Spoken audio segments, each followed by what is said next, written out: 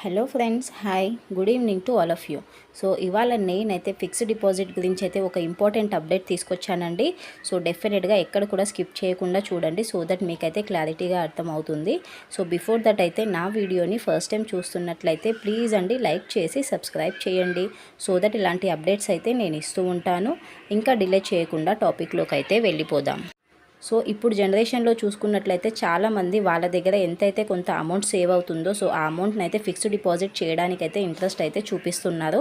So almost 70 to 80% of the people అయితే fixed deposit చేయడానికే interest అయితే చూపిస్తున్నారు.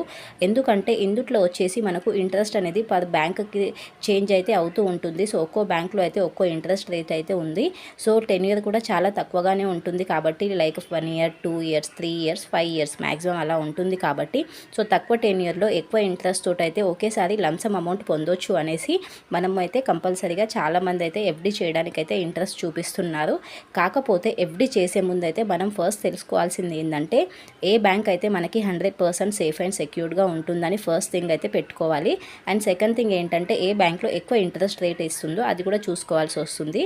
సో ఏ బ్యాంక్లో అయితే ఇంట్రెస్ట్ రేట్ ఎక్కువగా ఉంటుందో ఆ బ్యాంక్లో మనం ఇన్వెస్ట్మెంట్ చేస్తే మనకి తక్కువ టెన్యూర్కి ఎక్కువ ఇంట్రెస్ట్తో అయితే మనకి లంసమ్ అమౌంట్ అయితే రావడం జరుగుతుంది. సో అందుకే చాలామంది అయితే ఫిక్స్డ్ డిపాజిట్ చేయడానికైతే ఇంట్రెస్ట్ చూపిస్తున్నారు. సో ఇవాళ నేనైతే ఈ వీడియోలో టాప్ 3 హైయెస్ట్ మనకి ఇంట్రెస్ట్ రేట్ ఇచ్చే ఎఫ్డి రేట్స్ ఇచ్చే బ్యాంక్స్ ఏమున్నాయో అవైతే నేను మీకు ఈ వీడియోలో షేర్ చేస్తాను. సో ఎక్కడ కూడా స్కిప్ చేయకుండా చూడండి, సో దట్ మీకైతే ఒక క్లారిటీగా అయితే అర్థమవుతుంది. సో ఈ టాప్ 3 బ్యాంక్స్లో మనము ఫస్ట్ వన్ చూసుకున్నట్లయితే ఎస్బీఎం బ్యాంక్ అండి. సో ఎస్బీఎం బ్యాంక్ అంటే ప్రతి ఒక్కరికి తెలిసిందే కదా అండి. ఇది పబ్లిక్ సెక్టర్ బ్యాంక్ అయితే కాదు, మనకి ప్రైవేట్ బ్యాంకే. కాకపోతే ఇందులో వచ్చేసి మనకి ఇప్పుడు హైయెస్ట్ ఇంట్రెస్ట్ రేట్ అయితే ఇస్తున్నారు ఎఫ్డీస్ పైన.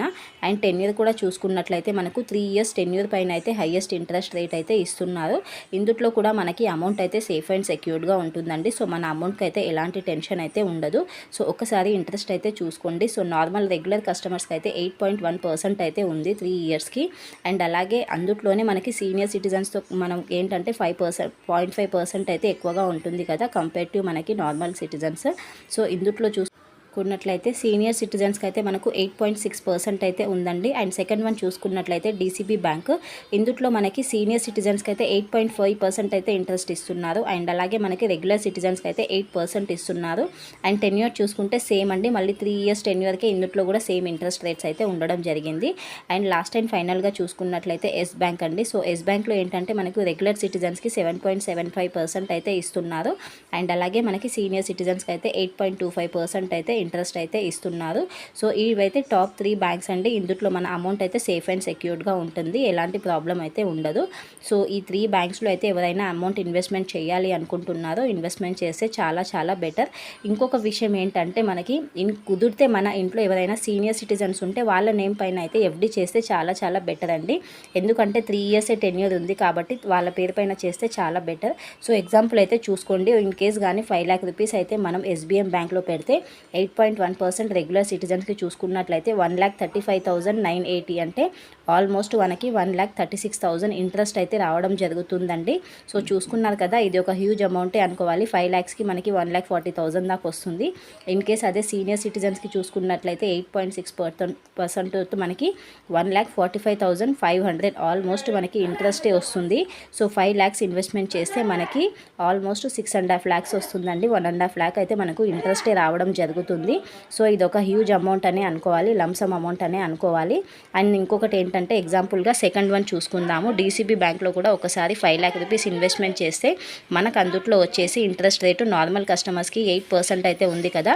సో 8%కి మనకు 3 years 10 year తోటి 5 lakh rupees అయితే ఇన్వెస్ట్మెంట్ చేస్తే మనకు అందులో కంప్లీట్గా 10 year అయిపోయాక 1,34,000 అయితే మనకు ఇంట్రెస్ట్ అయితే రావడం జరుగుతుంది. సో టోటల్గా 634 అయితే వస్తుంది. అదే సీనియర్ సిటిజన్స్కి చూసుకున్నట్లయితే 8.5 ఇంట్రెస్ట్ తోటి అయితే మనకి 3 yearsకి అయితే 1,43,500 అయితే వస్తుందండి.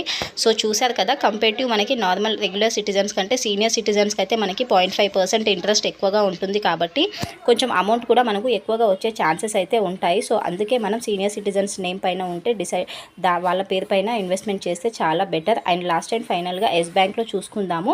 సో ఇందులో మనకి రెగ్యులర్ సిటిజన్స్కి 7.75% అయితే వస్తుంది కదా. అదే 5 lakhs lakhs రూపీస్ అయితే మనం ఇన్వెస్ట్మెంట్ చేస్తే మనకైతే 3 ఇయర్స్ తర్వాత 8.25 సీనియర్ సిటిజన్స్కి చూసుకున్నట్లయితే 1,38,799 అంటే ఆల్మోస్ట్ 1,40,000 అనుకోండి. సో అదే కానీ రెగ్యులర్ సిటిజన్స్కి అయితే 7.75% తోటి 3 ఇయర్స్ కంప్లీట్ అయ్యాక మనకైతే 1,29,000 అయితే వస్తుంది ఆల్మోస్ట్.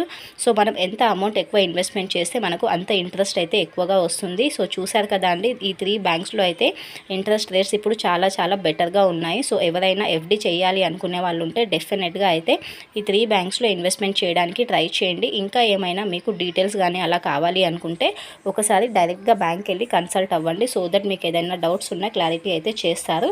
అండ్ మన అమౌంట్ కూడా సేఫ్ అండ్ సెక్యూర్డ్గా ఉంటుంది. ఈ బ్యాంక్స్లో ఎలాంటి ఇష్యూ అయితే ఉండదండి. సో ఇంట్రెస్ట్ రేట్ ఎక్కువగా ఎందులో ఉందో, మీకు ఎక్కడ ఇన్వెస్ట్మెంట్ చేయాలి అనిపిస్తుందో, సో కుదిరితే దాన్ని బట్టి అయితే ఇన్వెస్ట్మెంట్ చేసుకోండి. 5 lakhs అనే కాదు, మీకు ఇన్ కేస్ కుదిరితే 2 lakhs కానివ్వండి, 1 lakh కానివ్వండి, ఎంత కుదిరితే అంత ఇన్వెస్ట్మెంట్ చేయడానికి అయితే ట్రై చేయండి.